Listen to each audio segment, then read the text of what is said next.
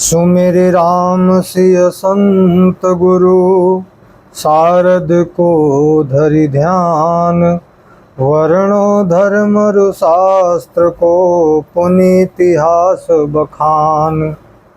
श्री राम सीता संत गुरु का सुमिरन कर, शारदा भवानी का ध्यान धर, धर्म शास्त्र के इतिहास का वर्णन कर रहा हूँ।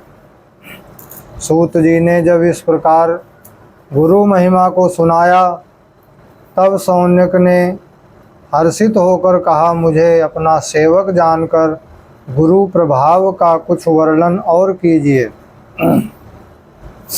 सूत जी बोले, बिना गुरु के जो भी किया जाता है वह निष्फल होता है।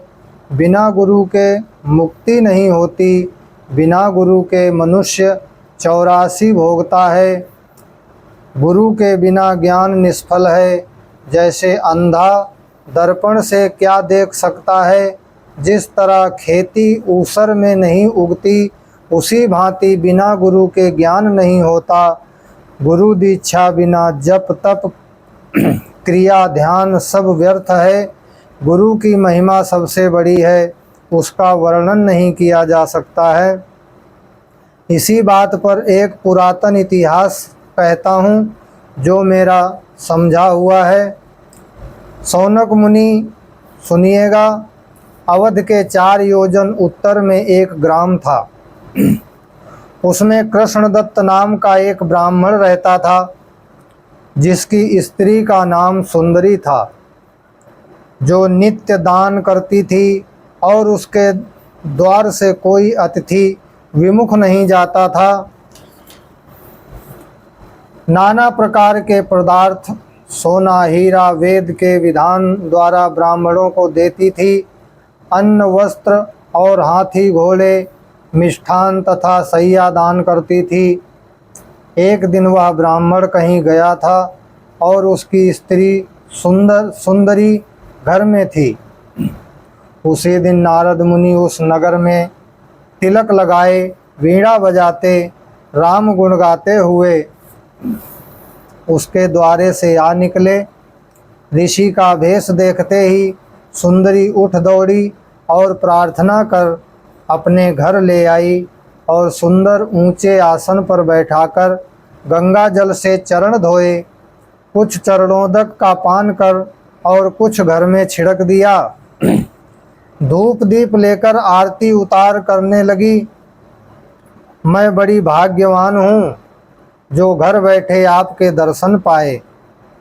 मुनि से आज्ञा ले भोजन बनाया और कहा, महाराज भोजन तैयार है, भोग लगाएं। नारद मुनि प्रेम से भोजन कर और आचमन कर आसन पर बैठ गए। तब सुंदरी वार्तालाप करने लगी। यह देख नारद अनुराग युक्त कहने लगे, हे देवी, तुम्हारे माता पिता धन्य हैं, जिनकी कोख में तुमने जन्म लिया है। हे देवी, तुमने मानव योनि को सफल बनाया है, जो अतिथि की सेवा में मन लगाया है। तुम्हारे गुरु को धन्य है, जो ज्ञान दे साधुओं की सेवा करनी सिखा दी है। प्रेम से भरे हुए नारद के सरल वचनों को सुनकर वह द्विज की सुंदरी हंसकर कहने लगी कि मेरे तो महाराज गुरु नहीं हैं। उसकी बातों को सुनते ही नारद ने खाए हुए भोजन को वमन द्वारा बाहर निकाल दिया। तब सुंदरी कहने लगी, हे प्रभु, मेरी क्या चूक देख वमन कर दिया। नारद ने कहा, जो वैष्णव बिना जाने अवैष्णव के घर भोजन या जलपान कर लेता है, उसके लिए यही एक प्रायश्चित साधन है। दृढ़ता से जब चंद्रायण व्रत को करे, तब कहीं इस पाप से पवित्र होता है। इष्टापूर्ति पुण्य सभी उसके तब तक व्यर्थ माने जाते हैं। इससे भी अधिक पाप उसको होता है, जो निगुरा का छुआ भोजन करता है। इससे नष्ट कर्म और क्या हो सकता है, जो बुद्धि को भ्रष्ट कर बौरा अज्ञान बना देता है। बिना जाने हमने भोजन कर लिया, इस कारण उन्माद कर दिया। सुंदरी नारद जी के वचनों को सुन अपने जन्म लेने को धिक्कारने लगी। मैंने अनेकों प्रकार के दान व्रत किए हैं तथा तीर्थाटनों में मन लगाया है और कितनी ही गौओं के सींगों में सोना मढ़ाकर ब्राह्मणों को दान किया है। मैं नहीं जानती थी कि गुरु के बिना जो धर्म किया जाता है वह निष्फल होता है। ऐसा कह सुंदरी ऋषि के चरणों में लपट गई और रोकर कहने लगी, अब मुझ पर दया करते हुए राम मंत्र का दान करिए। हे स्वामी, अब देर क्यों कर रहे हैं? सुंदरी की प्रीति देख नारद मुनि कहने लगे, मेरे वचनों को मानो तो प्रथम जाकर स्नान करो। तब सुंदरी बोली, ऋषि सुनिए, जब यह जीव भगवान के शरण में जाता है तो यमगण कुटुंबियों को दुख देते हैं। पुत्र तथा माता पिता कहते हैं कि मेरे घर में भक्ति नहीं छाजती है। कोई कहते हैं संसार में अभी सब सुखों का भोग करो, बूढ़े होने पर भगवान का भजन कर लेंगे। मति भ्रम होकर सुखों में लीन हो गए। तब अचानक काल ने आ दबोचा। मरने के पश्चात परिवार स्वार्थ के लिए रोता पीटता है, परंतु इस पर बात का शोक कोई नहीं करता कि भगवान के विमुख होने से मृतक को क्या दुख होगा। इस कारण मैं नहाने नहीं जाऊंगी। मुझे देखकर स्त्री पुरुष भरमा देंगे। मैंने राम जी के चरणों में चित्त लगाया है, जिससे सभी पापों का नाश होता है। यह सुनकर नारद मुनि को हर्ष हुआ और उन्होंने तुलसी की माला उसके गले में डाल दी। ब्राह्मण, वैश्य, राजा, शूद्र, विधवा तथा सधवा स्त्री के लिए व्रत में तुलसी माला शुभ है। नारद जी ब्रह्मा विष्णु महेश को साक्षी कर राम मंत्र दे वैष्णव धर्म सिखाकर ब्रह्मलोक चले गए। उसी समय सुंदरी का पति आया और यह देखकर क्रोधित हो कहने लगा, तूने किसके कहने से यह माला पहन ली है? मालूम होता है तेरा काल आ गया। जो अपना भला चाहती हो तो इस माला को तोड़ फेंक दो, इस साधुई बाना को अलग कर दो। यह सुन सुंदरी ने हाथ जोड़कर कहा कि हे पति देव, मेरी यह टेक है, चाहे तुम मेरे शरीर के टुकड़े टुकड़े कर दो, चाहे अग्नि में जला दो, चाहे धरती में खोद कर गाड़ दो। मैंने तो यह प्रण कर लिया कि राम के नाम को नहीं छोड़ूंगी। पहले करके जो पीछे छोड़ देते हैं उन्हें स्वांगियां भाड़ कहे जाते हैं। यह हठ स्त्री की देखकर कृष्णदत्त ब्राह्मण ने मन में विचार किया कि मारे से हत्या लगती है और निकाल देने से संसार हंसेगा, इससे चुप रहना ही ठीक है। अब आगे की कथा का वर्णन करता हूँ, जिससे भक्त प्रसन्न होंगे। उस दिन से वह चतुर ब्राह्मणी ने पति का छुआ पानी भी न पीने का नियम बनाया। प्रेम सहित वह सब चीज़ें बनाती है और दूर से परोस कर पति को खिलाती थी। इसी प्रकार हमेशा ब्राह्मणों को भोजन कराती। ऐसा देख द्विज देवता मन में बहुत लज्जित हो कहते थे, जो स्त्री मेरा जूठन खाती थी सो अब मेरा छुआ हुआ नहीं खाती।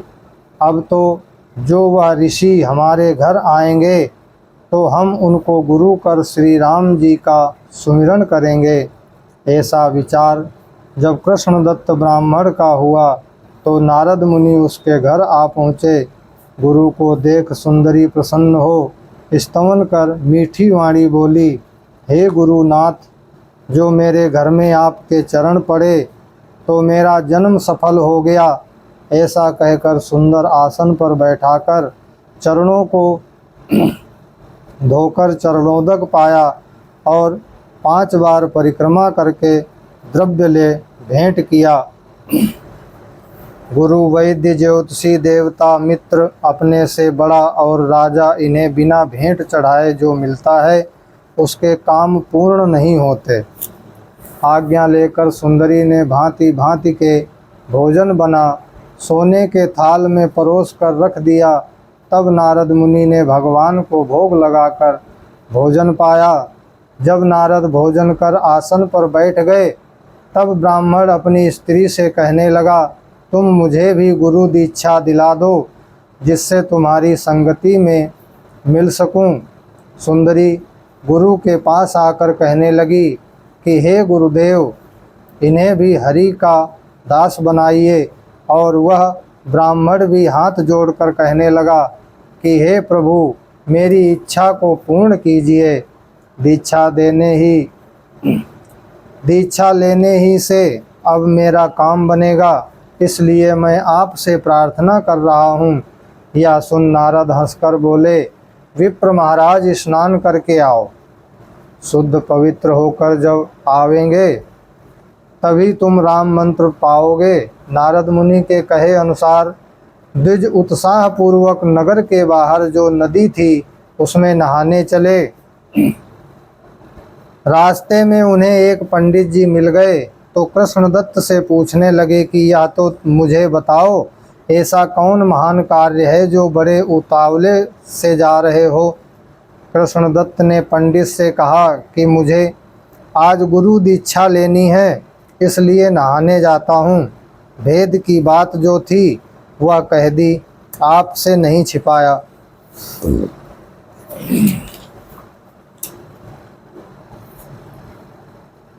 यह सुन पंडित ने कहा कि कृष्णदत्त, पितर पक्ष क्वार के महीने में गुरु दीक्षा लेना मना है। इसमें पुरखों को तर्पण कर पिंड दान करते हुए उनका श्राद्ध करना चाहिए और कुटुंबियों को जिमाना चाहिए। इससे जाओ, घर बैठो, जो तुम्हें यह शिक्षा दे रहे हैं इसी से तुम्हारा काम पूर्ण होगा। कार्तिक के उजले पाख को शुभ कहा है, तब गुरु दीक्षा लेकर राम के भक्त हो जाना। यह सुन कृष्णदत्त भ्रम में पड़ लौटकर नारद से आकर कहने लगा, हे प्रभु, यह क्वार का महीना पितर पक्ष का है, अशुभ है, इसलिए कार्तिक पूनम को गुरु दीक्षा दीजिएगा। यह सुनकर नारद ब्रह्मा के पास चले गए। विप्र कार्तिक की आस करके रह गए। कार्तिक पहर हो गया और बीच ही में दोनों को काल ने खा लिया। पहर का क्या विश्वास, जाने क्या हो जाए। जो भविष्य की आशा करता है काल उसका मुंह देखकर हंसता है। इसलिए शुभ काम करने में कभी देर न करना चाहिए, न जाने किस समय काल आ जाए।